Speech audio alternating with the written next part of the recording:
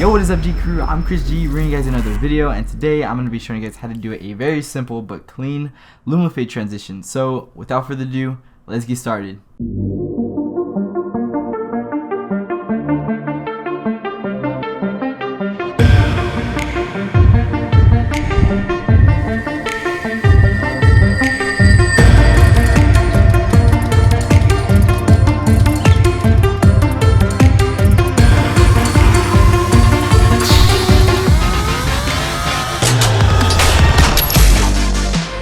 Well, I hope you enjoyed that little intro. It took me a while. If you want to see the full video, you can go on YouTube and look up Powered by Voltron, and you can see the full video there.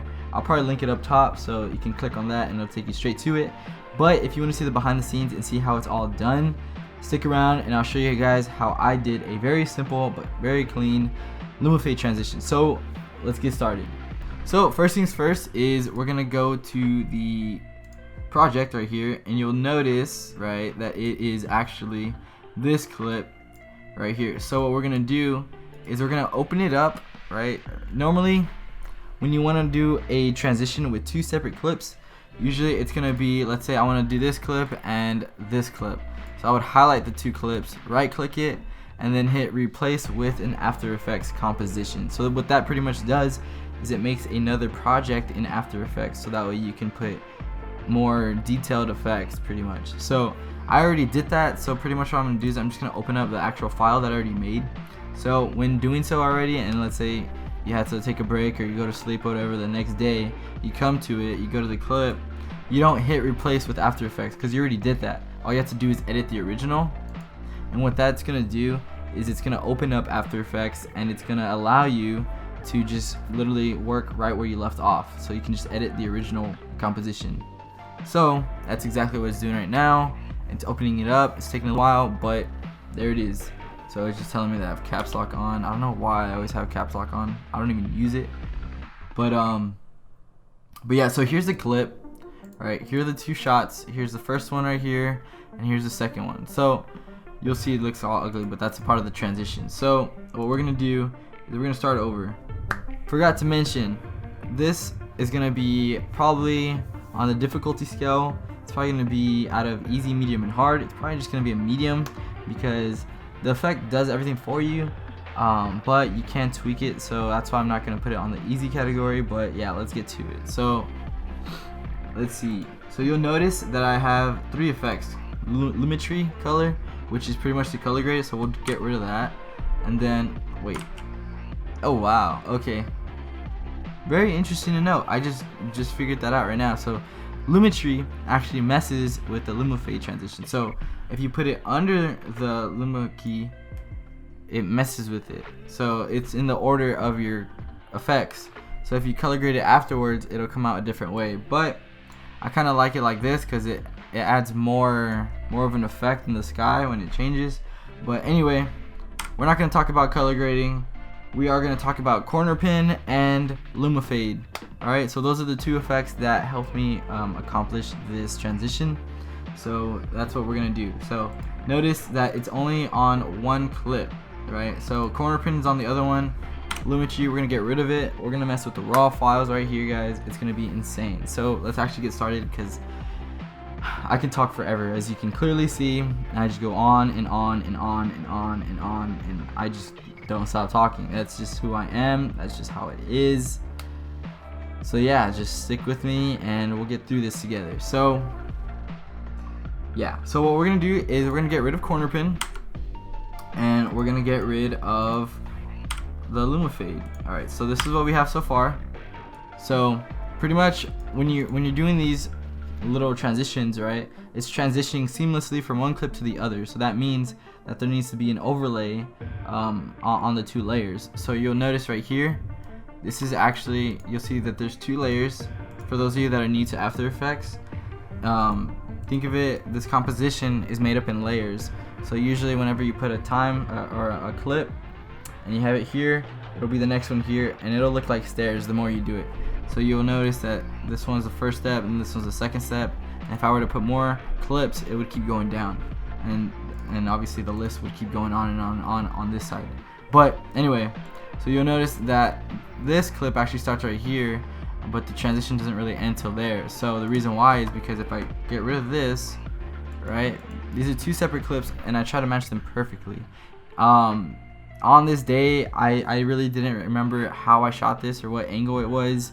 So next time, I think what I would do is I'll take note of the height and the distance from where the takeoff is, so that way I can figure out how to match it up better. But yeah, anyway, so enough of that. Let's actually get to the transition. So first things first is pretty much just lining up the two clips, so as best as you can, because I spent like 2-3 hours just trying to line up the clips, and I realized it's not gonna happen just because the angles are way too off.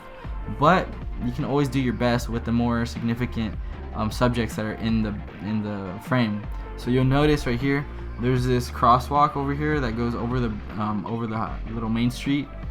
There's this water tower, and I can see that there's buildings here, and obviously there's a street here and a street there. So those are some things that we want to line up.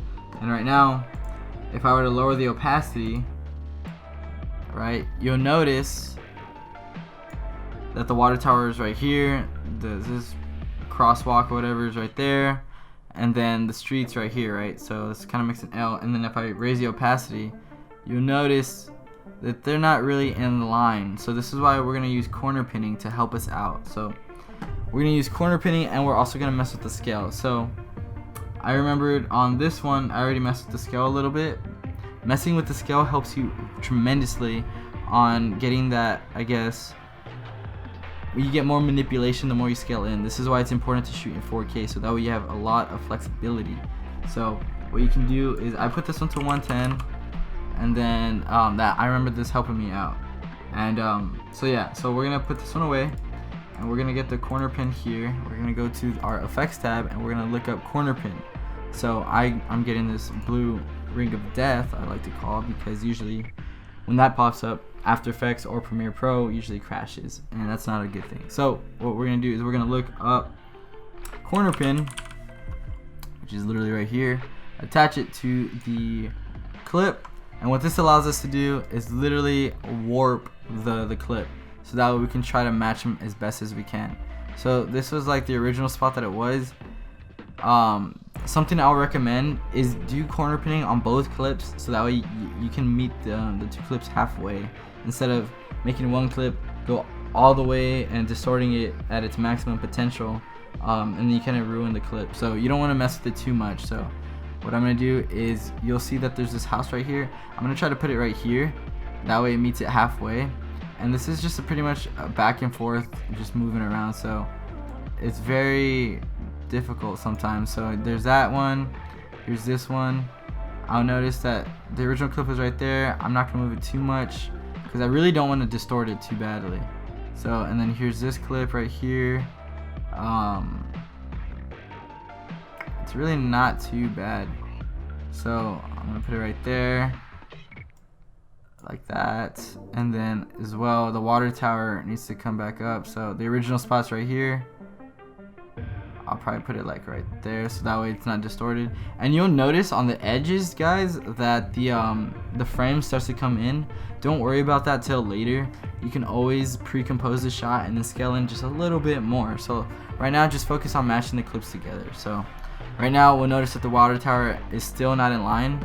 But what we're gonna do now is we're gonna put the corner pin tool or effect on the other clip. So we're gonna put that one away, and we're gonna look at this one. So now we can actually go to the corner pin tool, like so,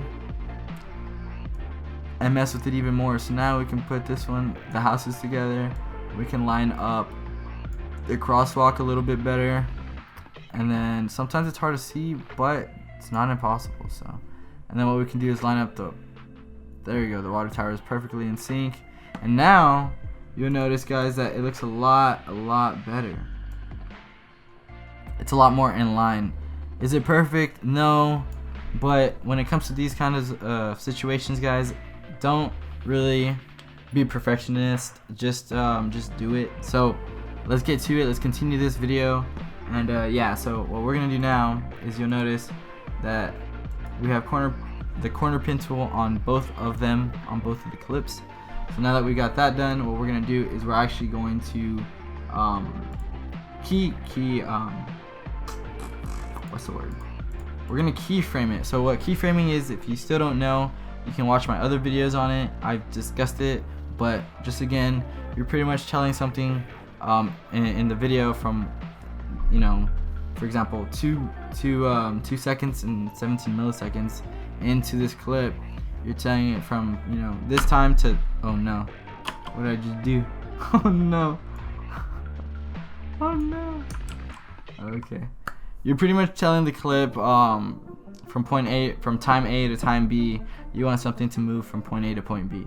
That's exactly what you're doing. So we keyframe these right here, and then we're also going to keyframe the other ones as well. The reason why I want to keyframe them is because both drone clips are moving. So I'm going to have this clip to be, let's see,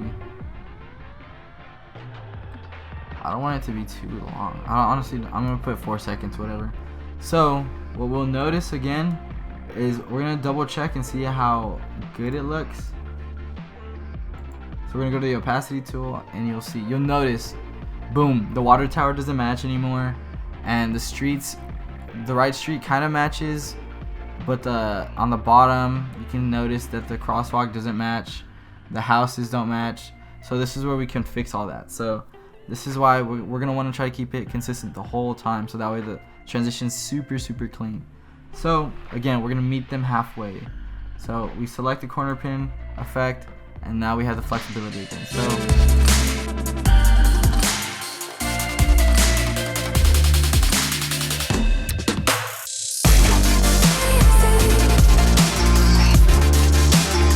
that's literally the hard part, guys. So now what we have to do is we can go to the opacity tool, put it at 100%, and now we know that the clips line up perfectly. And if we want to go frame by frame, hold control and the arrow buttons to move left and right on the timeline. And what we'll do is we're going to put a Luma fade transition. So just look up Luma key, and then you can put it right there, or you can download Sapphire's plugins and you can use the dissolve Luma key, but we're going to use the stock one, and it's really not even that bad. So pretty much what we're going to do is we're going to have it start like this, and then come in, oh actually, yeah, we're going to have it like that. So we're going to key out the darker. You could always change it to key out the brighter part, so it'll start like this, and then the sky will come in, and then the people. But for the storytelling that I wanted to do is I wanted to have that change first and then the sky afterwards. So alright, so we're gonna have it here, have it there, there we go. And you'll notice again, guys, that the video is cropped in a little bit, it's a little distorted. So an easy fix for that is to literally just get these two clips, pre-compose them. What you want to do is hold shift, not caps lock, whoops. And then you're gonna hit pre-compose, and pretty much this is an equivalent to nesting like in Premiere Pro. I talked a little bit about nesting on another video. I'll make a future video on what nesting really is. But yeah, so you're gonna name it whatever you want. We're just gonna put Luma transition, transition, whatever, and we're gonna hit OK, and pretty much boom, it made it one clip. So like, oh, where did the two clips go? All you have to do is double click, and you're pretty much opening the door into that room, which is this, so that way you can mess with it. So and this is a list of compositions that you have. So all you have to do now is come in here, and it'll move everything as a whole, and you just barely want to mess with it. I think that's good. And then if you play it through, you don't even know that it's distorted. It's perfectly perfect. And looking at it again, you can see on the top left of the screen that it's a little bit still, so it's cropped in. So you just want to zoom in just a little bit more right there, and then that's perfect. And that's literally all you have to do. So one last time, let's watch it through. A very simple transition, guys, very clean. And it's not really that hard. The hardest part was the corner pinning, which is just lining up the two clips. So for example, if you have it on a tripod and you're just trying to line up two clips and you want to do a Luma fade transition, you can do that without having to use the corner pin tool. but that's something that not everyone uses for their Luma fades to line them up even more. So that's it for today, guys. I hope you enjoyed it. I know I had a very stressful time making this video for the church. It was very hectic, it was insane. But again, if you want to watch the full video, you can go on YouTube and look at Powered by Voltron, and it'll be the most recent video on there. So without further ado, guys, I hope you learned something. Let me know down in the comment section below what I need to talk about more, what I need to talk less. Let me know. But without further ado, guys, have a wonderful day or night whenever you're watching this. If you haven't already, please comment, like, and subscribe. It will help me a lot. Peace.